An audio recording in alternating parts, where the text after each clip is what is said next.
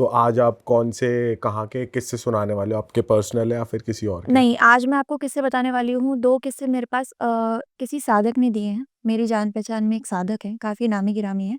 तो उनसे मेरी बात हुई थी, उन्होंने 2 इंसिडेंट मेरे साथ शेयर करे थे और एक इंसिडेंट मैं आपको बताने वाली हूँ, वो मुझे मेरे सब्सक्राइबर ने भेजा था। ठीक है। तो जैसे कि मैंने आपको बताया कि एक साधक हैं, नाम डिस्क्लोज़ नहीं करते, तो वो काफ़ी ज़्यादा बहुत ज़्यादा उनकी पहुँच है और काली माँ के बहुत बड़े साधक हैं। तो उनके पास कुछ ऐसी सिद्धियाँ हैं जो एज़ कम्पेयर टू बाकी लोगों से ज़्यादा हैं। तो कुछ ऐसे केसेस भी उनके पास आते हैं जो बाकी के लोग सॉल्व नहीं कर पाते। तो अभी फ़िलहाल में 1-2 महीने पहले मेरी उनसे बात हुई थी। उन्होंने एक किस्सा मेरे साथ शेयर किया था जो कि उत्तर प्रदेश का ही था। वहाँ पे एक हवेली थी। तो एग्ज़ैक्ट लोकेशन क्या है वो मैं डिस्क्लोज़ नहीं करूँगी, थोड़ा कंट्रोवर्शियल हो जाएगा। तो वहाँ पे एक हवेली है और वो काफ़ी ज़्यादा पहुँचे हुए लोग थे। 16-17 लोगों का एक परिवार रहता था। उनका उन्होंने किस्सा मेरे साथ शेयर किया था। तो था क्या कि वहाँ पे एक वो फैमिली में ना जॉइंट फैमिली थी वो बेसिकली। तो उनके दादा-दादी, उनके 3 लड़के, उनकी बहुएँ और उनके बच्चे, इस तरीके से था। तो काफ़ी साल हो गए थे वो लोग वहीं पे रहते थे। अब हुआ क्या कि क्योंकि उनके बच्चों के भी बच्चे हो गए थे और गाँव में उतनी ज़्यादा एजुकेशन की फैसिलिटी नहीं थी। तो उन्होंने सोचा कि ठीक है, अब हम एक काम करते हैं, शहर शिफ्ट हो जाते हैं। शहर में जाके हमें थोड़ा अच्छा एजुकेशन का बच्चों के लिए स्कोप मिल जाएगा। तो इन्होंने क्या किया, अब इतनी बड़ी हवेली है तो उसको छोड़ भी नहीं सकते। तो इन्होंने सोचा कि हम एक काम करते हैं, शहर में शिफ्ट हो जाते हैं। साइड बाय साइड हवेली के लिए भी हम कुछ देख लेंगे कि हवेली की भी देख-रेख होती रहे या केयर टेकर रख लेंगे। तो ये लोग क्या करते हैं, मुंबई शिफ्ट हो जाते हैं। अब मुंबई तो शिफ्ट हो जाते हैं, अब इनके दिमाग में यही था कि हवेली का क्या करना है। तब जो दादा-दादी हैं वो बोलते हैं कि हवेली यूज़ में आती रहेगी तो हम एक काम करते हैं, हम जितने भी वहाँ के जो ज़मींदार वगैरह जितने भी लोग हैं उनको बोलते हैं कि आपका कोई भी फंक्शन होगा, शादी-ब्याह कुछ भी ऐसा बड़ा फंक्शन होगा, तो आप हमारी हवेली ले सकते हो, मतलब आप हमारी हवेली में करते रहना। तो इसके हिसाब से उनकी हवेली भी यूज़ होती रहेगी, ये सब चीज़ें ऐसी रही। तो इन्होंने ऐसी खबर वहाँ पे पहुँचा दी। तो वहाँ पे क्या हुआ, स्टार्ट होनी शुरू हो गई, जितने भी लोगों की शादी-ब्याह इस तरीके की चीज़ें होती थी, वहाँ पे उन्होंने करनी शुरू कर दी। अब देखते हैं कि कुछ टाइम बीतता है, 4-5 महीने बीतते हैं, लोग आए दिन कोई ना कोई, किसी की शादी हो रही है, कभी किसी के अलग-अलग सेलिब्रेशंस हो रहे हैं, बच्चों के सेलिब्रेशंस हो रहे हैं। अब उनके पास एक न्यूज़ पहुँचती है कि अभी जो रिसेंटली शादी हुई थी, वहाँ हवेली में जिसका फंक्शन था, जो मेन ऑर्गेनाइज़र था, सिलेंडर फटा था और वो जो मेन ऑर्गेनाइज़र था, वो ऑन द स्पॉट मर गया था। इनको ये न्यूज़ पता चली। तो इन्होंने क्या किया, वही उसको जो सहानुभूति वगैरह और थोड़ा बहुत अपनी तरफ से कंपनसेशन भी दे दिया था कि हमारी प्रॉपर्टी में ऐसा हुआ है, तो ऐसा-ऐसा करा। अब क्या हुआ, इन्होंने वो चीज़ जारी होती गई, ठीक है? तो अब क्या हुआ, जैसे ही कुछ टाइम बीता, 1-2 महीने और बीते, अब वहाँ पे उन्होंने नोटिस किया कि जो भी मेन लोग होते थे, जिनका भी जो मेन ऑर्गेनाइज़ करवाते थे, उनके साथ हादसे होते थे, बाकी के लोगों को कुछ नहीं होता था। तो एक बार ऐसा इंसिडेंट, जो साधक थे उन्होंने मेरे को ये भी बताया था कि एक इंसान वहाँ पे और था जिसकी इलेक्ट्रिक शॉक से मौत हो गई थी। ये सिलेंडर वाले केस के बाद हुआ? बाद में हुआ था और हो सिर्फ़ उन्हीं के साथ रहा था जो कि मेन ओनर्स थे, जो कि वहाँ पे ऑर्गेनाइज़ करवाते थे। और कुछ टाइम ऐसा भी होता था कि जैसे किसी के साथ जैसे डेथ नहीं हुई तो किसी का एक्सीडेंट हो गया।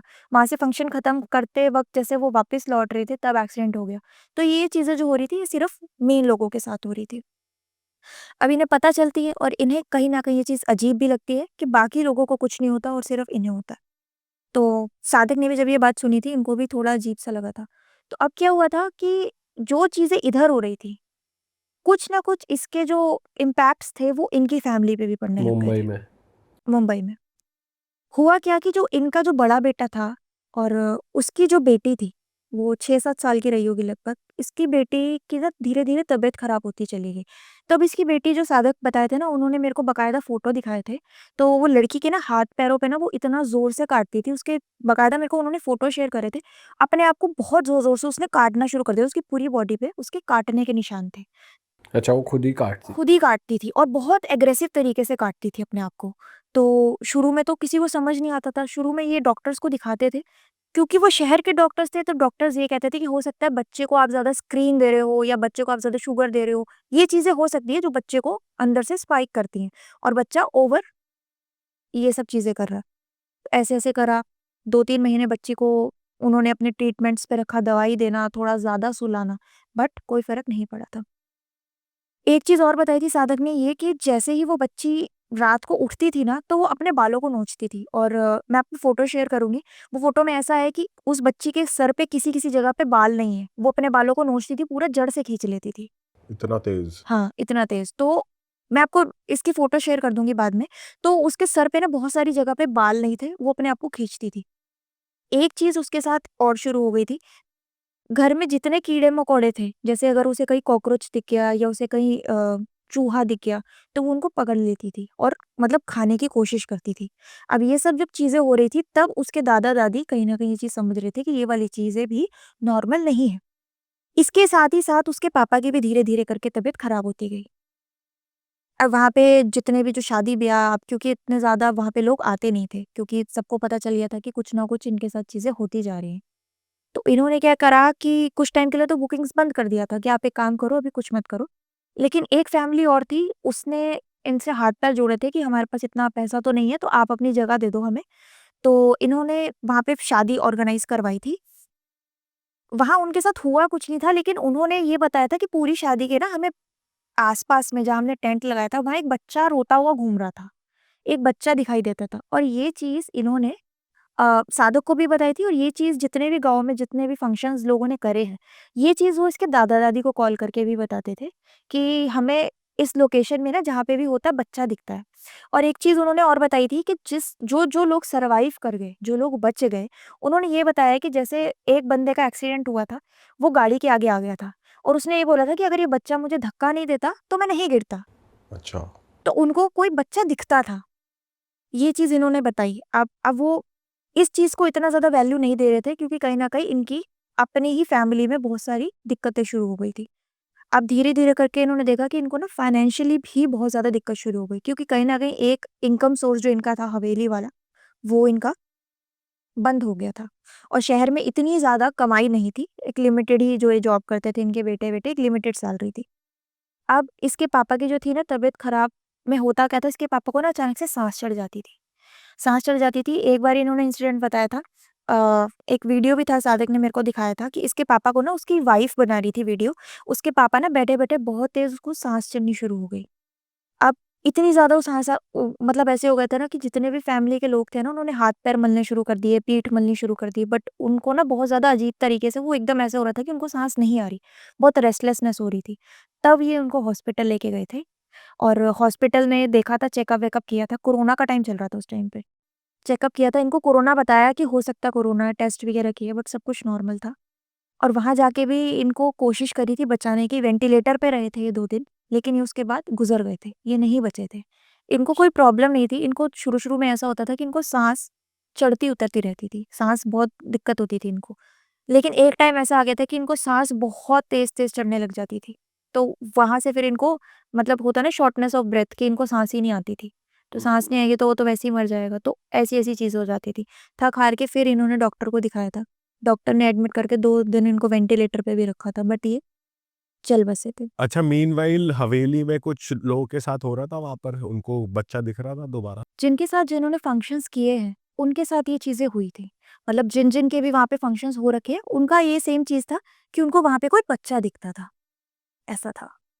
तो अब होता क्या था कि मैंने आपको बताया कि अब यहाँ पे क्या हुआ था, इसकी जो बेटी थी, जो दादा-दादी के जो बड़े बेटे की जो बेटी थी, उसके हेल्थ इश्यूज़ बहुत ज़्यादा खराब होते चले गए। अब वहाँ पे हवेली पे इनके जितने भी लोग थे, बुकिंग्स वगैरह बंद हो गई थी। अब वहाँ पे इनकी कोई बुकिंग नहीं होती थी, तो वहाँ से जो भी इनको थोड़ी बहुत अर्निंग आती थी, वो भी बंद हो गई थी। यहाँ पे इनका जो बेटा था, वो खत्म हो चुका था। तो अब यहाँ से इनको धीरे-धीरे करके ये चीज़ें समझ आने लगी कि कुछ ना कुछ गड़बड़ है और अब हमें इस पॉइंट पे दिखा लेना चाहिए, इससे पहले कि कुछ और ज़्यादा नुकसान हो। तो इन्होंने क्या किया, एक सोखा को बुलाया था। सोखा जैसे हमारे में भगत बोलते हैं, गाँव में किसी-किसी जगह पे सोखा बोला जाता है इस चीज़ को। तो इन्होंने एक सोखा को बुलाया, तो वो सोखा आए और सोखा ने जितने भी लोग थे उन सबको बुलाया, देखा और अपना जो भी इन्होंने करा और कह के बोल के गए थे कि तुम्हारे घर के जो ऊत-पित्र हैं, वो नाराज़ है। तो जिसकी वज़ह से ये सब चीज़ें तुम्हें इफ़ेक्ट कर रही है। ऐसा नहीं है तुम पे किसी ने क्रिया करी है या कोई काला जादू की है, वो ऊत-पितरों की वज़ह से ये सब चीज़ें हो रही हैं। तो अमावस को पितरों का जो भी पिंडदान होता है वो करवाते हैं, अमावस की तिथि को ये इनके पितरों को पुजवाते हैं और बोलते हैं कि अब तुम्हें ये मैंने तुम्हारा जो सॉल्यूशन है ये कर दिया है, अब तुम्हें आराम मिलेगा, लेकिन अपने पितरों का टाइम टू टाइम ये सब चीज़ें तुम करते रहना। ऐसा बोल के वो चले जाते हैं। 1 महीना बीतता है, लेकिन वो चीज़ें जो हो रही थी, वो होती रहती है। उल्टा अब कुछ चीज़ें और ज़्यादा खराब हो जाती है। अब इनके घर में नॉर्मल जो घर में झगड़े होते हैं ना, वो सब चीज़ें भी होनी शुरू हो गई थी। जो 3 भाई आराम से रहते थे, अब उसमें से 1 तो खत्म हो गए थे और बाकी के 2 भाइयों ने फैसला करा था कि अब हम अलग हो जाएँगे, हम एक घर में नहीं रह सकते। तो ऐसा करके धीरे-धीरे करके इनका परिवार भी टूटता चला गया। इसके दादा-दादी कहीं न कहीं स्ट्रेस में थे और इसके दादा-दादी समझ रहे थे कि कोई ऐसी चीज़ है जो हमें परेशान कर रही है और ये जो सोखा आए थे, ये नहीं करवा पाए उस चीज़ को सही। ऐसे ही इन्होंने मुंबई में एक पंडित से भी बात करी थी। वो पंडित से जब ये पूछते हैं, वो पंडित भी इनको बताते हैं, कुछ रेमेडीज़ बताते हैं कि आपका ये खराब है, वो खराब है। इस तरीके से 4-5 ग्रह बता देते हैं खराब है आपके परिवार के। आप ये रेमेडीज़ करो, आपको सही हो जाएगा सब। बट उसके बाद भी ये चीज़ें नहीं होती क्योंकि ये जो चीज़ें थी, कोई ग्रह वगैरह से खराब नहीं थी, इसका पीछे जो रीज़न था वो कुछ और ही था। उसके बाद में इन्हें किसी ने बताया था, जिन सोखा की मैं बात कर रही हूँ, जो भगत है, जो मेरे नोन में है, उसके बारे में उनके बारे में इनको बताया था किसी ने कि आप एक बार इनसे बात करो। अब अच्छा। इनकी दिक्कत ये थी कि ये जाते नहीं थे, किसी जगह पे ट्रैवल नहीं करते थे। बहुत रेयर अगर कोई केस ऐसा है जाने वाला लग रहा है तो ये जाते थे, नहीं तो इनकी जगह पे इनके शिष्य जाते थे। तो इनको जब बात की गई, इनसे बात की गई, इनके पास ना काली माँ की सिद्धियाँ हैं। तो मैंने आपको स्टार्टिंग में भी बताया था कि कुछ भगत से थोड़ा ऊपर लेवल पे इनकी जो सिद्धियाँ हैं वो है, काम करती हैं। तो ये जब उनके घर गए थे, घर में पूछा, तो बताया कि जो दादा-दादी थे उनको बैठाया और पूरे परिवार को बोला कि आप एक बार पूरे परिवार को मेरे से मिलवा दो, मैं जानना चाहता हूँ कुछ चीज़ें। तब बताया कि हमारा हवेली में ऐसा-ऐसा बहुत बड़ा, पहले हमारी हवेली में रहते थे हम, काम-वाम था। उसके बाद शहर शिफ्ट हो गए, हमने हवेली को दे दिया शादी-ब्याह के लिए, बट वहाँ पे ऐसे-ऐसे इंसिडेंट्स हो रहे हैं। हमारा लड़का इसी चीज़ में खत्म हो गया और जो मेरी पोती है वो अभी तक भी परेशान है। अभी तक भी वो सही नहीं हुई है। डॉक्टर्स को दिखा लिया, 1-2 सोखा को दिखा लिया, पंडितों को दिखा लिया, वो नहीं सही हो रही। तो वो क्या करते हैं, क्योंकि उनके पास काली माँ की सिद्धि है, तो वो माँ से पूछ के कि माँ मदद करो और मुझे गाइड करो कि क्या-क्या चीज़ें हैं। तब वो कहीं न कहीं से उनको ये चीज़ों के सॉल्यूशंस मिलते हैं और वो बताते हैं कि जो आपकी ये चीज़ है, वो यहाँ से नहीं जुड़ी है। इसका जो स्रोत है, ये जो चीज़ आपके साथ जुड़ी गई है, उसका जो मेन जो पॉइंट है, जो जड़ है, वो ये नहीं है, वो कहीं और की है। तब वो बताते हैं कि हम हवेली में रहा करते थे, जो भी उन्होंने बताया था। तब वो कहते हैं कि मैं चाहता हूँ कि एक बार मैं आपके साथ वो हवेली जाना चाहता हूँ, क्योंकि हो सकता है वो चीज़ वहाँ से आपके पास बंध के आई हो। 1-2 दिन लगाते हैं और ये सोखा जो भगत हैं, इनके साथ और ये पूरी फैमिली वहाँ हवेली में जाते हैं। अब हवेली जाते हैं और जो हवेली, जिस क्षण ये हवेली में एंटर करते हैं, जो इनकी जो सिद्धि है, जो काली माँ है, वो इनको सब सैंध रूप से बता देती है कि इनके साथ क्या-क्या चीज़ें हुई हैं और इनके साथ ऐसा-ऐसा हो क्यों रहा है। तब वो क्या करते हैं, अब ये सोखा जो होते हैं भगत, ये सब समझ चुके हैं कि इनके साथ ऐसा-ऐसा क्यों हुआ है। तो मेरी जब बात हुई थी तब मैंने उनसे पूछा था, मैंने भी ये जानना था कि क्यों हुआ? तब उन्होंने मेरे को बताया था कि इन्होंने ना कुछ ऐसी गलती कर दी थी, कुछ ऐसी चीज़ करती थी जो नॉर्मली लोगों को नहीं करनी चाहिए, जो जिससे कि उनके साथ ये चीज़ें हुई थी। इन्होंने दादी-दादा को बिठाया, इन्होंने दादी-दादा से पूछा कि आप एक बात बताओ, अगर कोई मर जाता है, तो हम उसकी डेड बॉडी का क्या करते हैं? इन्होंने बोला कि श्राद्ध करेंगे, पिंडदान करेंगे और वही जलाएँगे जो हम नॉर्मली करते हैं। कहते हैं, "ठीक है, तो आपने क्यों नहीं किया? आपने क्यों गलती कर दी?" ये चीज़ सुनने के बाद उनकी जो वाइफ़ होती है, जो बड़े लड़के की बीवी होती है, वो खड़े होके रोना शुरू कर देती है, क्योंकि वो समझ जाती है कि ये जो सोखा है, जो भगत है, ये किस चीज़ की बात कर रहे हैं। रो रही होती है बहुत ज़ोर से। वो भगत जो होते हैं, वो दादा-दादी की तरफ देखते हैं और वो दादा-दादी ने उस टाइम पे एकदम दोनों ऐसे हाथ जोड़ के उनके पास, उनके चरणों में बैठ जाते हैं, क्योंकि वो भी समझ जाते हैं कि उनसे क्या गलती हुई थी। अब इन्होंने बताया था कि इनसे हुआ क्या था कि इनका जो बेटा था और जो इनकी जो वाइफ़ थी, बड़ी बहू थी, ये प्रेग्नेंट थी। तो ये कुछ 7 मंथ्स प्रेग्नेंट रही होगी। इनका जो बच्चा था ना, वो खराब हो गया था। डॉक्टर ने बोला था आपको बच्चा अबॉर्ट करना पड़ेगा। क्योंकि परिवार का पहला चिराग था, बड़े बेटे का पहला बच्चा था। लड़का-लड़की वो मैटर नहीं करता, पहला बच्चा था।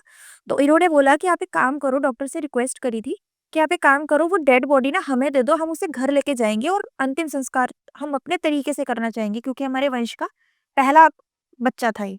डॉक्टर्स ने ठीक है रिक्वेस्ट करने पे वो डेड बॉडी जो थी बच्चे की, 7 महीने का बच्चा था, वो इनको दे दी थी। इन्होंने क्या किया था, बोल के तो आए थे बट इसका बच्चे का कुछ किया नहीं था, लाड-प्यार करके वही डेड बॉडी को करके हवेली के साइड में ही ना इनके छोटा-सा खेत था, खाली रहता था, वहाँ पे इन्होंने दफना दिया था, बिल्कुल हवेली के बगल में। और दफनाने की वजह ये थी कि ये चाहते थे कि क्योंकि कहीं न कहीं जब वो प्रेग्नेंट की थी ना, न्यूज़ आई थी कि मैं प्रेग्नेंट हूँ, परिवार का प्रेम उस बच्चे से तभी बंध गया था। तो इन्होंने क्या करा था, उस मोह के चक्कर से हवेली के एकदम साइड में उस बच्चे को दफना दिया था। अब हुआ क्या, कहानी यहाँ पे भी नहीं रुकी थी, चीज़ यहाँ से भी नहीं हुई थी, ये चीज़ें वो बच्चा नहीं कर रहा था। इन्हें लगा था कि वो गलती की वजह से ये जो बच्चे के साथ इन्होंने करा है, ये बच्चा करवा रहा था। अब मैं आपको एक चीज़ बताती हूँ, जैसे हमारी उम्र बढ़ती है ना, आत्मा की भी उम्र बढ़ती है। उस आत्मा को कोई श्राद्ध नहीं किया गया था, कोई क्रियाक्रम नहीं किया गया था, तो वो अभी उसी योनि में थी। उसकी भी उम्र बढ़ रही थी। हुआ क्या, तब इन्होंने बताया था कि इसकी जो दादी थी, उनकी जो जेठानी थी, इनका बहुत साल पुराना एक प्रॉपर्टी कॉन्फ्लिक्ट था उस हवेली को लेके। जिसके बाद हवेली इन्हीं के हिस्से में आई थी। जिसकी वजह से वो जो जेठानी थी, वो थोड़ा मतलब बहुत ज़्यादा चिढ़ के उन्होंने ये बोला था कि मैं तुम्हारा पूरा का पूरा वंश खत्म कर दूँगी। और वो तंत्र विद्या करती थी और श्मशान क्रियाएँ करवाया करती थी। और गाँव में ये बात सबको पता थी। वो क्या करती थी, घर के थोड़ा दूर, हवेली से थोड़ा दूर इनके वहाँ पे एक झील थी। घर से वो साधक बताते हैं कि आस-पास के लोग भी ये बताते हैं, बिल्कुल सच्ची बात है, कि वो औरत रात को नग्न अवस्था में घर से, हवेली से उस नदी के पास जाती थी और वहाँ बैठकर क्रियाएँ करा करती थी। और और ये चीज़ सबको पता थी उस गाँव में, जिसकी वजह से वो उससे बात नहीं करते थे। और वो औरत कहाँ रहती थी, किसी को नहीं पता था, क्योंकि वो गाँव छोड़ चुकी थी। गाँव वालों ने मना कर दिया था कि आप नहीं रह सकते, और इसी वजह से उनके खुद के परिवार वालों ने भी इनसे रिश्ता तोड़ दिया था।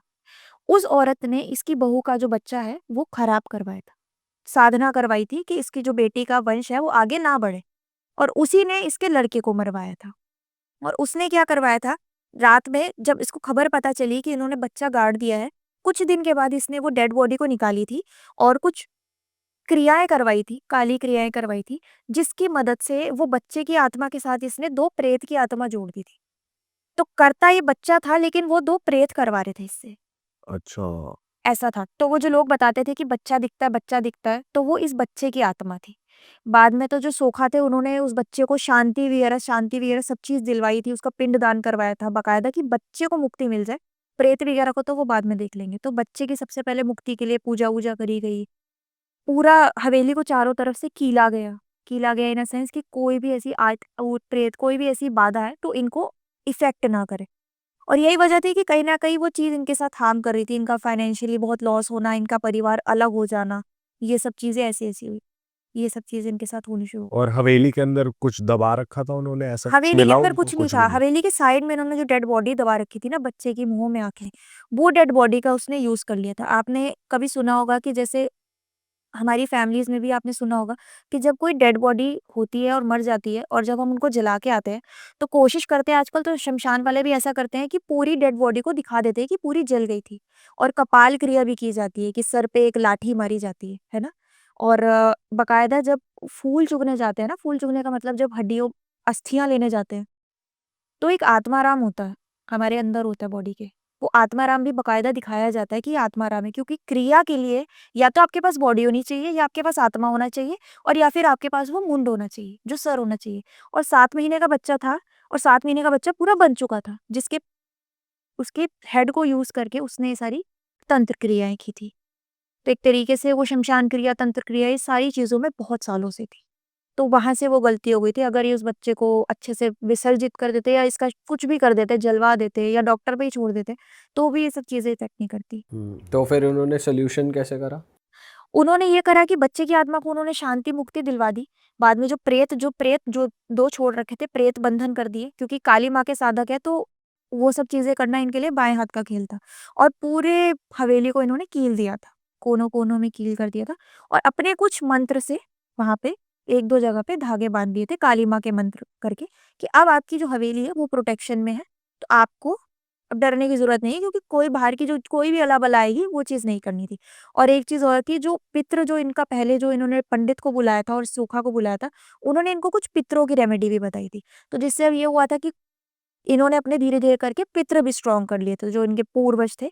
तो अब इनसे ये केस कि अगर फ्यूचर में इनके पास कुछ चीज़ आती, तो इनके पितृ इनके लिए आगे खड़े रहेंगे।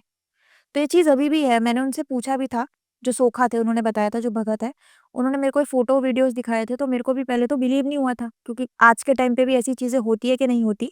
बट उन्होंने मेरे को दिखाया था कि लड़की के पूरे हाथ पे ना बड़े-बड़े दाँतों के निशान थे, बाल नोचे हुए थे और सबसे शॉकिंग ये था कि वो कीड़े-मकोड़े पकड़ के खाना शुरू कर देना। मतलब कहीं न कहीं उसके सेंसेस पूरे-पूरे खराब होते चले गए थे लड़की के। अब ठीक है, बट ये चीज़ें काफ़ी उनको इफ़ेक्ट करी थी। और तंत्र हट चुका है पूरी तरीके तंत्र से हट अभी चुका है। का। एक और चीज़ मैं इसमें बताना भूल गई कि वो जो लड़की जब उसके बाल खींचती थी ना, वो अपने घरवालों को एक चीज़ बताती थी, ये मुझे मार रहा है। वो इस तरीके से बोलती थी और मारता कौन था? वो बच्चे की आत्मा ही होती थी जो इसे परेशान करती थी। इसके बाल-वाल नोचना, खींचना और इसको इतना ज़्यादा तंग करती थी ना, जैसे बहुत कस के पकड़ती थी। इसको ऐसे लगता था कि मेरे को किसी ने बहुत कस के पकड़ा है। छोटी थी, छुड़ा नहीं पाती थी, इसीलिए काटती थी खुद को। अच्छा, ओके। ऐसा होता था। तो इसीलिए वो अपने आप को काटती थी। हाथ पकड़ लिया, पैर पकड़ लिया, वो आत्मा बच्चे की आत्मा इसको पकड़ती थी। तो जब अपने आप को नहीं छुड़ा पाती थी, ज़ोर-ज़ोर से काटती थी कि मुझे छुड़ा तो दे कम से कम। और उनका क्या हुआ जो लेडी तंत्र करती थी? वो तो ख़ैर गाँव में नहीं रहती, वो कहाँ है नहीं पता किसी को। सिर्फ़ अपने परिवार से बदला लेने के लिए आई थी वो। गाँव वालों ने उनको उसको निकाल दिया था। गाँव वालों को पता थी ये चीज़ करती है, तो गाँव वालों ने उसको निकाल दिया था। यही वजह थी कि इनका प्रॉपर्टी का भी जो कॉन्फ्लिक्ट हुआ था, इसको अपने साथ नहीं रखना चाहते थे। हस्बैंड उनके मर चुके थे, जो इनके जेठ थे, दादी के जो जेठ थे, वो मर चुके थे। तो ये क्रिया-व्रिया करती थी, तो मना कर दिया था कि नहीं रख सकते, फैमिली पे ये सब चीज़ें आएँगी। तो ऐसा हुआ था उनके साथ। ओके, इंटरेस्टिंग है यार। ये पहली बार सुना है कि वो भी खा रहे हैं, कॉकरोच उठा के खाने की कोशिश कर रहे हैं, चूहे खा रहे हैं, यार हद हो गई। ये सेंसेस में ऐसा होता है कि अगर आपने देखा होगा, मैं आपको बताती हूँ, बालाजी मेहंदीपुर बालाजी के बारे में अगर आपने सुना होगा ना, तो वहाँ पे भी कहते हैं ये 1-2 चीज़ें मेरे साथ मैंने खुद अपनी आँखों से देखी है, मैं जाती रहती हूँ मेहंदीपुर बालाजी। वहाँ पे भी ना प्रसाद वगैरह पड़ा होता है, तो चूहे वगैरह बहुत सारे होते हैं, घूम रहे होते हैं। तो ये चूहे वाला जो इंसिडेंट है ना, ये मैंने भी देखा था। वहाँ पे ऐसा कहते हैं कि जैसे ही आप कदम रखते हो ना बालाजी की जो बाउंड्री में आप कदम रखते हो, आपके अंदर कोई भी प्रेत वगैरह है ना, आप झटपटाने लग जाओगे। वो प्रेत एक्टिव हो जाता है, उसे समझ आ जाता है कि मैं एक ऐसी शक्ति के पास आ गया हूँ, जो मुझे शायद नहीं छोड़ेगी। तब एक औरत का देखा था मैंने, वो बाल-वाल खोल के ना ऐसे-वैसे करना, अपना सर-वर मार रही थी वहाँ पे और चूहा वगैरह, मतलब वो जो अंदर प्रेत वगैरह होता है ना, वो आपको क्रेविंग देता है कोई भी मांस वाली चीज़ खाने की। उसको भूख लगती है, तो उसको वो तो ऐसा नहीं है कि वो चिकन, मटन जो भी उसको चीज़ दिखेगी ना, वो कोई भी नॉन-वेज चीज़, मांस वाली चीज़ खाएगा। वो उसी पे ज़िंदा रहेगा और अगर वो नहीं खा रहा, अगर हम में से किसी के अंदर प्रेत छोड़ा हुआ है, तो अंदर ही अंदर वो हमें खाएगा। हमें बीमार करेगा, हमारा खून खाएगा, हमारी त्वचा खाएगा, ये सब चीज़ें करता है। वो उस तरीके से सर्वाइव करते हैं। वेट लॉस भी होता है लोगों का। वेट लॉस भी होता है। खाना खा रहे हैं, लोग कितनी बार आपने देखा होगा 50 का आदमी 30 पे आ गया, खाना खा रहे हैं, खाना छोड़ देना। तो वो इंसान को खाना शुरू करते हैं। उनका जो सोर्स ऑफ जीने का जो तरीका है आत्मा का, वो ये है कि अगर तो वो या तो नॉन-वेज वाली चीज़ों पे ज़िंदा रहेगा या वो जिस पे है उसी को खाना शुरू कर देगा। तो सर पहले शुरू करते हैं आपकी खुद की फैमिली वाले इंसिडेंट से। ये लेट्स स्टार्ट द स्टोरी। हाँ। Right, good. तो ये बेसिकली उस समय की बात है जब आज़ादी का टाइम चल रहा था। अच्छा नया नया आज़ादी हुआ था देश। आई थिंक मेरी मम्मी होंगी उस टाइम पे 6 साल की, अच्छा ठीक है। मेरे मामा जी होंगे 13-14 साल के, ठीक है। तो नाना जी जो थे उनकी पोस्टिंग हो रखी थी चौकी पे बेसिकली, क्या करते थे वो? अंग्रेज़ों के ज़माने के जेलर, अच्छा लिटरली वो जेलर ही थे। अच्छा ठीक है। सो अंग्रेज़ों के साथ बहुत क्लोजली काम करते थे वो चौकी पे। अब सीन कुछ ये था, घर कुछ इस तरीके से बने हुए थे कि मान लीजिए 1 बीघा की ज़मीन है, उसके अंदर 10-20% एरिया में लोग रह रहे हैं, बाकी पूरे प्लॉट में खेती हो रही है, कुआं भी वहीं है, पेड़ भी वहीं है, बरगद का पेड़ वहीं है, झूले टंगे हुए हैं, उस तरीके का माहौल था। जैसे लगान में आपने सेटअप देखे होंगे, ऑलमोस्ट वैसे मिट्टी के घर होते थे, लेप किया जाता था कौन घरों सी में। जगह की बात है? बेसिकली मैं गांव का नाम नहीं लेना चाहूँगा, लेकिन पंजाब में एक गांव है, वहाँ से थे। सो जंगल जैसा माहौल होता था उस ज़माने में, बहुत ज़्यादा डेवलपमेंट थी नहीं। तो घर से लेके चौकी तक का जो रास्ता होगा अप्रॉक्सीमेटली 7-8 किलोमीटर होगा।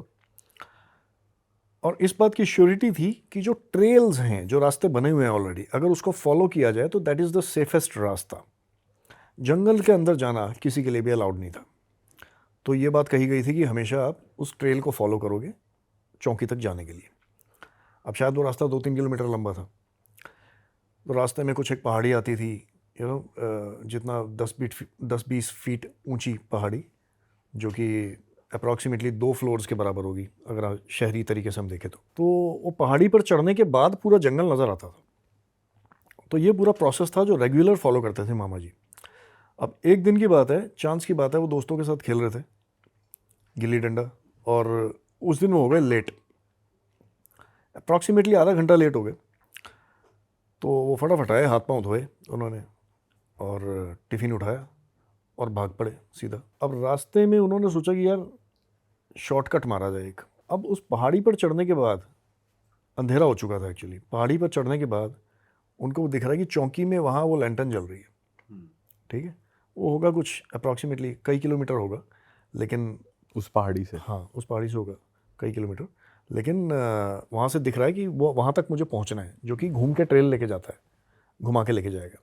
तो उन्होंने सोचा मैं शॉर्टकट मारता हूँ आज। तो उन्होंने शॉर्टकट के चक्कर में अपना मतलब जंगल के बीच में से डिसाइड किया कि अब मैं जाऊँगा। चांदनी रात हो चुकी थी, पहाड़ी से उतरे वो।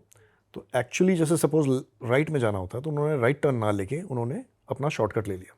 तो पैरों में कांटे लगना और झाड़ियों से स्क्रैचेस पड़ जाना बहुत नॉर्मल सी बात थी उस ज़माने में। तो वो स्क्रैचेस वगैरह उन्होंने झेलते हुए वो एंटर कर गए जंगल के अंदर। Actually now he could see कि चांदनी रात में पूरा जंगल जो है एक ही टोन का नज़र आ रहा है, सेम कलर। आगे चलते जा रहे हैं वो, उनको दिखता है कि सामने एक विशाल का पेड़ है, कोई बरगद का। अब उस बरगद के पेड़ के ऊपर ना कपड़ों की कोई गठरी पड़ी हुई है। बहुत दूर से दिख रहा है उनको, अप्रॉक्सीमेटली 200 मीटर दूर से। जब तक वो 100 मीटर तक पहुंचते हैं तो दीपक भाई वहाँ दिख रहा है कि ऊपर से जो कपड़ों के बीच में से ना, गठरी में से कपड़ा एक लहराते हुए नीचे गिर रहा है, ठीक है। जैसे साड़ी सूखने के लिए डाल देते हैं हम, ठीक है। तो लहराता हुआ कपड़ा एक नीचे गिर रहा है। तो ही वॉज ओनली 13-14। तो वो देख रहे हैं कि कपड़ा गिर रहा है नीचे, और उसको ऑब्जर्व करते हुए बहुत ध्यान से, बिकॉज पूरा जंगल एक ही टोन में दिख रहा है आपको चांदनी रात में, ठीक है। और एक लाल रंग का कपड़ा जब अलग से नज़र आता है तो वो अलग से चमक जाता है चांदनी रात में, ठीक है। एक अलग टोन मिल गई आपको, कलर टोन। कुछ देर वो रुके भी एक्चुअली रास्ते में। उन्होंने 2, 3, 4, 6 मिनट वहाँ पे वेट किया। उन्होंने कहा ये क्या चीज़ है यार। तो धीरे धीरे करके आगे बढ़ना शुरू किया उन्होंने। अब जैसे जैसे वो आगे बढ़ रहे हैं, वो कपड़ा ऐसा लग रहा है कि लहराता हुआ नीचे तक आ गया, ठीक है। Now over the period of time what he thinks is कि मैं पहले ऑब्जर्व करता हूँ कि क्या चीज़ है यार, क्योंकि जंगल में कई तरह की कहानियाँ सुनी हुई थी उन लोगों ने नेगेटिव एंटिटीज़ की। अब वो बैठे वहाँ पे वेट कर रहे हैं कि कुछ हलचल होगी उसमें। तो बहुत ज़्यादा कुछ हलचल ना होने से उन्होंने कहा चलो यार लेट्स क्रॉस इट। थोड़ा आगे बढ़े तो कपड़ा और लहराने लगा। अब वो देख रहे हैं कि यार ये तो मतलब 50 मीटर रह गया अभी, बट किसी तरह से डर भी लग रहा था। तो उन्होंने खुद को रोका। उन्होंने कहा यार मैं एक काम करता हूँ, थोड़ा सा घूम के ना साइड से निकल जाता हूँ, हार्डली मैटर्स, है ना। तो उन्होंने जैसे कंपास से हम सर्कल बनाते हैं, उन्होंने कहा मैं ऐसे गोल घूम के इस तरफ आ जाऊँगा और निकल जाऊँगा अपना। तो जैसे जैसे वो गोल घूमने लगे उस तरफ, अप्रॉक्सीमेटली मतलब 20, 25, 50 कदम गए होंगे आगे गोल घूमने के लिए, तो इनको लग रहा कि वो गठरी जो है ना पहले जिस एंगल में थी, अब वो घूम के इस तरफ हो रही है मेरी तरफ। जैसे जैसे मैं घूम रहा हूँ वो भी घूम जैसे रही जैसे है। मैं घूम रहा हूँ, वो गठरी का जो अटेंशन है वो मैंने ले रखा है, वो मेरी तरफ घूम रही है। सो ही वेंट बैक, वापस आ गए। फिर उन्होंने देखा कि गठरी वापस आ गई है। फिर उन्होंने दूसरी तरफ एक सर्कल बनाने की कोशिश की। पीठ नहीं दिख रही उनको उसकी गठरी की, उनको कुछ नहीं फ्रंट दिख ही रहा। दिखे जा रहा है। इतने अंधेरे में सिर्फ इतना पता लग रहा है कि कपड़े हैं कुछ और लहरा रहा है कुछ, ठीक है। गठरी है कपड़े की, वो लहरा रही है, एक कपड़ा लहरा रहा है उसमें से साड़ी की तरह। अब उन्होंने लेफ्ट साइड पे एक रुख लिया कि चलो यार यहाँ से निकल जाता हूँ मैं। अब लेफ्ट साइड से जब रुख लिया तो इनको लगा कि गठरी अब इस तरफ हो रही है। तो अब ये बहुत एक्स्ट्रा कॉन्शियस हो गए। मतलब इन्होंने 10, 15, 20 मिनट सिर्फ कभी थोड़ा आगे आए, कभी थोड़ा पीछे गए, यू नो, ऑब्जर्वेशन में ही निकाल दिया। इन्होंने कहा कि यार ये तो कुछ अजीब सी चीज़ लग रही है मुझे, ठीक है। अब इस बात की श्योरिटी हो गई कि कुछ तो है जिसकी अटेंशन इस वक्त मैंने ले रखी है, कुछ है जो मुझे देख रहा है। And because he was a kid, मतलब हमारे अब इस एज में हम लोग कहते हैं छोड़ो यार, इग्नोर करो, वापस आ जाओ, ठीक है। ही टुक अ रिस्पॉन्सिबिलिटी कि यार मुझे तो खाना देने जाना है। तो उनको, उनके लिए वो ज़्यादा प्रायोरिटाइज़ किया उन्होंने चीज़ों को कि यार खाना तो पहुँचाना है भाई साहब, वो तो भूखे रह जाएंगे, ठीक है। बिकॉज एक बच्चे को उतनी समझ नहीं होती है। तो अब उन्होंने एक एक करके धीरे धीरे, वो होता है ना जैसे उल्लू बनाने की कोशिश करते हैं किसी को, चलते चलते पत्थर को पैर मारा, थोड़ा इग्नोर किया कि भाई मुझे तो कुछ भी नहीं पता कि तू मुझे देख रहा है। तो थोड़ा सामने वाले को उल्लू बनाने के लिए थोड़ा थोड़ा यू नो 2-4 कदम आगे बढ़ाने शुरू किए।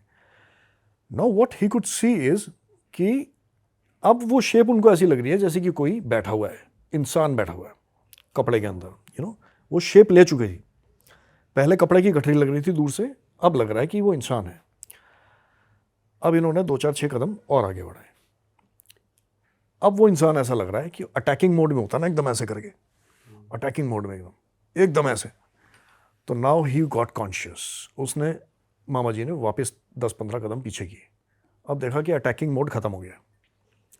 तो मतलब जिस तरीके से वो बताते थे मैं वैसे बता रहा हूँ आपको, और बहुत मतलब हम रोंगटे खड़े हो जाते थे हमारे उस टाइम पे। तो अब उन्होंने क्या किया कि अगर ये 50 मीटर दूर है ना, कह रहे मैं हिम्मत करके ऐसी जगह पे आ गया जहाँ वो सिर्फ 25 मीटर दूर था। और ये वो पॉइंट ऑफ टाइम था जब इनको दिख रहा है कि एक इंसान बैठा हुआ है सामने, ठीक है, ह्यूमन फिगर है, कोई इंसान है क्या है वो नहीं कह सकते, ह्यूमन फिगर है। और उसकी आंखें मैं फील कर पा रहा था कि हल्की सी वाइट लाइट्स 2 दिख रही हैं मुझे। अब इन्होंने कंफर्म कर लिया कि इंसान नहीं है, कपड़ों की गठरी वो नहीं है। हाँ 100% की आइज भी दिख रही हैं। अब तो ये वाला सीन हो गया। अब इन्होंने कहा यार ये तो गड़बड़ हो गई, अब ये तो सोचना पड़ेगा, जो कहानियाँ सुनी हुई थी बचपन से, मतलब वो सही कहानियाँ हैं, तो how to cross this now. तो इन्होंने क्या किया, इन्होंने कहा कि यार अब चाहे कुछ भी हो जाए मैं फटाफट से भाग के निकल जाता हूँ, देख लेंगे क्या होता है। ठीक है, हिम्मत जुटाई और एकदम से कहते हैं ना रैट रेस, भागे एकदम से ज़बरदस्त तरीके से। मतलब 3-4-5-6 कदम ही भागे थे कि उसने नीचे छलांग मार दी भाई साहब। अरे भाई साहब, ठीक है, मतलब छलांग मारी ऐसे जैसे स्पाइडरमैन की मूवीज में देखते हैं ना, वो गिरता है ऐसे स्पाइडरमैन। छलांग मारी लिटरली, और दप करके आवाज़ आई एकदम जोर से, और इनके हाथ से टिफिन छूटा, हार्ट बीट हो गई फास्ट, और ये उल्टे पाँव भागे भाई साहब ज़बरदस्त तरीके से, बहुत तेज़ भागे। कह रहे हैं कि मैं पूरे रास्ते में हार्डली कहीं रुकाऊंगा मैं, और मेरी हार्ट बीट ऐसी थी उस टाइम पे जब मैं घर वापस पहुंचा हूँ, मतलब भागता ही गया पता पीछे नहीं मुड़ उड़ के नहीं देखा। कुछ नहीं, पैरों में कई चीज़ें लगी होंगी उस पॉइंट ऑफ टाइम पे, आजकल तो एडिडास है, उस ज़माने में तो खुदा जाने क्या क्या पहनते थे ये लोग, है ना, पैरों में पता नहीं क्या क्या लगा इनको। भागते गए भागते गए भागते गए भागते गए, घर आए तो पैर छिले पड़े भयंकर तरीके से।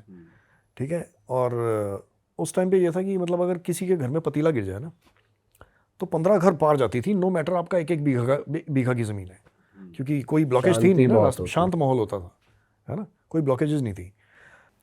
भागते भागते घर आए, इसको लिटा दिया गया भाई साहब। 10-15-20 लोग आस पड़ोस से इकट्ठे हो गए कि सारे के सारे कि क्या हो गया क्या हो गया। तो कुछ नहीं बोल रहे भाई साहब, एकदम बुरी हालत, एकदम बुखार चढ़ा हुआ है भयंकर, हार्ट बीट चल रही है, ऐसा लग रहा है अभी अटैक आ जाएगा।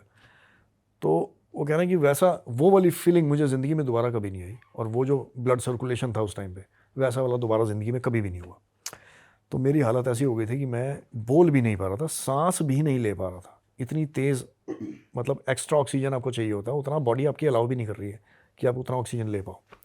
After half an hour 45 minutes sip sip करके पानी पीना उन्होंने शुरू किया। उनको इस बात का एहसास हुआ कि भाई जान बच गई है मेरी, मैं अपनों के बीच में आ गया हूँ। भयंकर बुखार हो रखा था, 104-105 टापा हुआ बुखार। अब वो कहते हैं कि भाई जो हमें बोला जाता है ना कि जंगल से नहीं जाना, वो कहानी एकदम सही है।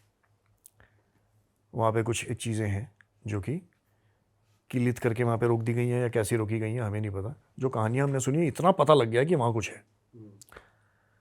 तो उन्होंने फिर अपनी अपनी, बाकी जितने बुजुर्ग थे ना उन लोगों ने अपनी अपनी कहानियाँ सुनानी शुरू कर दी। अरे हमारे गाँव में ये हुआ था, हमारे यहाँ ये हुआ था। ऐसे ही करते करते नाना करते भाई साहब सुबह हो गई, सूरज आ गया। ठीक है, अब सबको जोश चढ़ गया सूरज आते ही। सब कहते हैं चलो चलो हम चलेंगे जंगल में, देख कर आएंगे क्या होगा, लेट्स गो बैक। तो 5-6-7-10 लोग जो हैं सारे इकट्ठे हुए। उसने कहा चल बेटा हमारे साथ, ये वो करके ये भी तैयार हो गए भाई साहब फिर से जाने के लिए। तो वहाँ गए तो जो टिफ़िन था जो छूट गया था वहाँ पे, मेरे भाई टिफ़िन को, इतने मोटे टिफ़िन को, मतलब आजकल तो बहुत लो क्वालिटी है, उस ज़माने में जो टिफ़िन की क्वालिटी होगी आप समझ सकते हो, इतने हाई गेज के मेटल को फाड़ रखा था। और क्यों अट्रैक्शन ले ली थी उस टिफ़िन ने, क्योंकि उस दिन बना था नॉनवेज, और उस पर पता लग रहा है दांतों के निशान, नाखूनों के निशान, तो किसी टिफिन खोलना नहीं आया होगा एनिमल के नहीं लग रहे थे वो। एनिमल में इतना दिमाग नहीं होता ना, कहाँ से क्या फाड़ूंगा, टिफिन कैसे खोलूंगा। नहीं तभी तो वो फट रखा है, तो क्या पता दांत वात ऐसा नहीं था। नहीं, मुझे लगता है कि that jungle was not a jungle जो कि शेर चीते हों जहाँ पे, तो वो आम आदमी गुजरते थे वहाँ से, है ना। तो वो जो सीन देखा जिस तरीके से, मतलब जो हालत देखी उस टिफ़िन की, उसके बाद वो घर लेकर आए टिफ़िन एज अ प्रूफ कि भैया ये देखो क्या हालत है, दोबारा किसी ने वहाँ पे जाना नहीं है। They made it a point कि किसी भी हाल में आपको ट्रेल्स को नहीं छोड़ना है, चाहे कुछ भी हो जाए। वैसे उन्हें कुछ वैसे दिखा नहीं जब वो सुबह गए टिफिन सुबह की तो वो रोशनी ले में आए। तो नेगेटिव एंटिटीज वैसे भी नज़र नहीं आती, वो वैसे भी भाग लेती हैं या हिडन हो जाती हैं, whatever। ठीक है, लेकिन इतना समझ में आ गया कि कुछ है। अब ये लोग भाई साहब वापस आए कुछ एक दिन के बाद, अप्रॉक्सीमेटली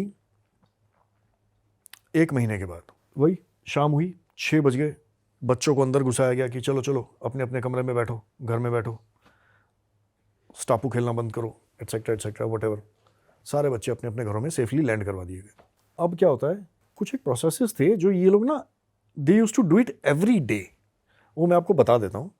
जैसे बच्चों को घर में लाना, पॉइंट 1, बाहर आग जली होनी चाहिए घर के बाहर, दिए की फॉर्म में या मशाल की फॉर्म में या किसी भी फॉर्म में। ठीक है, खाना बनती थे, एक बाल्टी होती थी मेटेलिक, उसके अंदर कोयले वोयले डाल के ना चिमनी सी बन जाती है, उसके अंदर सब्जियां बनती थी, कोयले डलते थे, और चिमनी के साइड पे ऐसे कोयले से फूंक मारने के लिए जो होता है वो चिमनी, यूजुअली जो अभी भी गांव में यूज़ होती है कई जगह, चूल्हा, यस, चूल्हा इज़ द राइट वर्ड। तो वो चूल्हा जो है वो बहुत एक्टिवली यूज़ होता था, प्रोएक्टिवली उस ज़माने में। अब जब खाना बन गया ना, तो उस चूल्हे को अंदर ला के, they use to do this practice every day, अंदर ला के रख दिया जाता था। और एक झाड़ू आती है जिससे पानी के फ्लो को, रुके हुए पानी को हटाने के लिए, बेसिकली लकड़ी के तीले होते हैं उसमें, उस तीले वाली झाड़ू को साइड पे रखते थे बाल्टी के। ये सारे प्रैक्टिसेस करने के बाद मोमबत्तियाँ जलती थी एक्स्ट्रा, कि 2-3-4 घंटे जल जाएंगी, मोटी मोटी मोमबत्तियाँ, ठीक है, तब तक सुबह हो जाएगी। ये सब चीज़ें करने के बाद ये लोग सोते थे। ठीक है, सारे सोते थे एक ही जगह पे, अलग अलग कोई नहीं सोएगा। ठीक है, एक कमरा है, उस कमरे के अंदर सारे घुस जाते थे। ठीक है, बाकी प्रैक्टिसेस इन्होंने कर दी। नाउ व्हाट हैपेंस इज, मेरी मम्मी बताती थी कि मुझे अभी भी याद है, होंगी 6 साल की अप्रॉक्सीमेटली, कि मुझे एक बार रात को आंख खुल गई, नींद खुल जाती है, कई बार टूट जाती है बच्चों की, कहते मुझे लोगों के ना चीखने चिल्लाने की आवाज़ आ रही है, बहुत दूर से जैसे आवाज़ आ रही होती है, चीखने की, बर्तन गिरने की, एटसेट्रा। कुछ देर के बाद वो आवाज़ ऐसा लग रहा है कि पास आती जा रही है।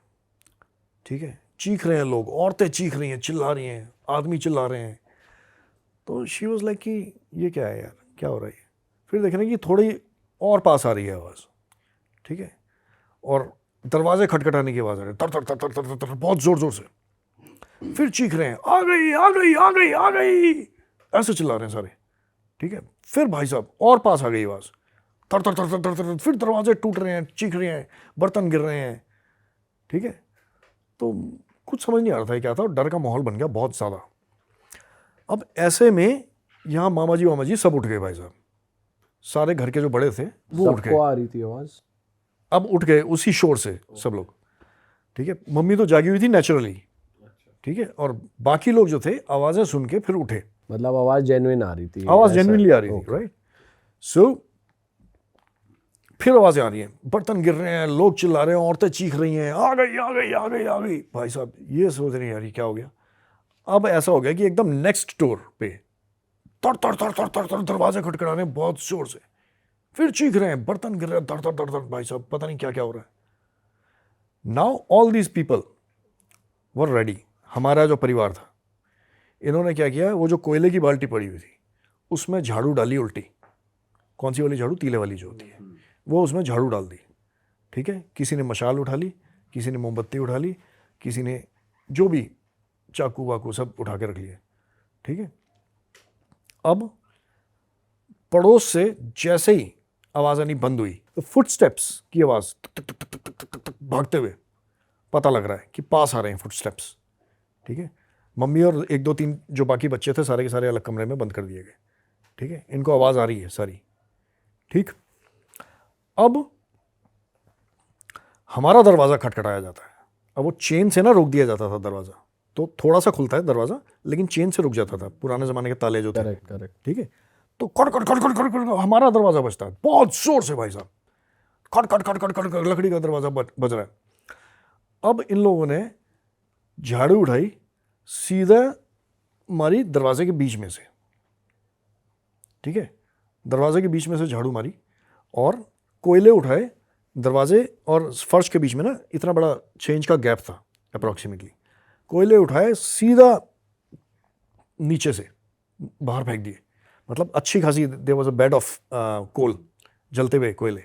ठीक है, अब ये देख रहे हैं वहाँ से मामा जी कि भाई साहब चुड़ैल खड़ी है सामने, दिख रहा है उनको? दिख रहा, सामने खड़ी हुई दिख रही है। ठीक है, और सारे इकट्ठे चिल्लाए, आ गई आ गई आ गई आ गई आ गई। मतलब घर के जस्ट बाद, सामने, बिल्कुल सामने। क्या रूप था उसका, कैसा रूप था? यार बहुत भयंकर, मतलब बहुत गंदे होते हैं ना, जैसे गंद में रहने वाला इंसान, मतलब काला काला चिपका हुआ है पूरे शरीर के ऊपर, और हाथ में एक पोटली पकड़ी हुई है भाई। ठीक है, बच्चा था किसी का जो उठा के आई थी, और वो एथलीट्स की तरह भागी एकदम सीधा सामने उस तरफ जंगल में। ठीक है, ऐसा लगता है जैसे हमारा वाला घर ही लास्ट था, बस इसके बाद वो सामने जंगल में भागी, और हमारे पूरा परिवार जो है दरवाजे में से देख रहा है, इतने से दरवाजे में से कि ये उस तरफ भागी है। बिकॉज हम लोगों ने स्मार्ट एक्शन एक ये लिया कि हमने बर्तन नहीं मारे उसको, वो जलते हुए कोयले पड़े हुए थे अपने पास, वो जब फेंके ना नीचे, और आग से ये लोग बहुत दूर भागते हैं। पुराने लोग क्या करते थे, वो जंगल से अगर गुजरना पड़ जाए कभी मजबूरी में, तो स्मैक, बीड़ी, सिगरेट कुछ ले लेते थे, smoke, they used to smoke and then cross the jungle. तो ये कॉन्सेप्ट समझ में आ गया था इनको, इन्होंने सीधा आग फेंकी, और वो झाड़ू जो फेंकी उसके मुंह पे मारी सीधा। बाद में बातें करते थे ये लोग, यार मुंह पे लगी भाई साहब, हमने तो ये कर दिया चुड़ैल भगा दी। चुड़ैल भगा दी भाई साहब, समझ रहे हो? और वो जो एथलीट की तरह भागी है, वो जो स्पीड थी, वो मम्मी कह रही है वो तो मैंने भी देखी थी भागते हुए। तो भाई साहब इतना भयंकर था वो। और आज जब हमें ये चीज़ें बताई जाती हैं, ये कहानियाँ, मतलब अभी भी हम सोचते हैं तो हमें लगता है कि यार ये कैसे एक्सपीरियंस किया आप लोगों ने, क्योंकि शहरों में अभी क्या हो गया कि इतनी ज़्यादा डेवलपमेंट और इतना कुछ हो चुका है ना, और घर घर में हम लोग इतना पूजा पाठ और पॉजिटिविटी, गली गली में मंदिर है, तो अभी वैसा वो जंगल वाला माहौल तो है नहीं। तो हमें वो चीज़ें एक्सपीरियंस आज भी नहीं होती हैं जो गाँव वालों को हो जाती हैं एक्चुअली। वहाँ पे बहुत कुछ एक्सपीरियंस करते होंगे वो लोग, right? So yeah, that's it for इसके today. अलावा कुछ और मतलब वहीं के बारे में किसी और ने कभी कुछ बताया नहीं, किसी और ने कुछ मतलब ऐसा experience कुछ किया हो? वहाँ पे लेजेंड था कि यहाँ चुड़ैल ही रहती है, या वो एंटिटी और चुड़ैल सेम ही थी जो मामा जी को दिखी थी, ऐसा यार कुछ? इस बारे में कहना बिल्कुल भी मुझे लगता है कि इस पॉइंट ऑफ टाइम पे वो किसी भी चीज़ पर कमेंट करना ठीक नहीं होगा, क्योंकि हो सकता है कि वो सेम हो और हो सकता है कि वो अलग अलग हो, लेकिन ये फैक्ट है कि ये हुआ, और क्योंकि ये आंखों देखी चीज़ें हैं, और मामा जी तो is no more now, but yeah he used to tell us a lot of stories like this. उसके बाद भी वो दिखी किसी और को गांव में? नॉट एग्जैक्टली, नॉट नहीं एग्जैक्टली, दिखी, लास्ट था। नॉट एग्जैक्टली, या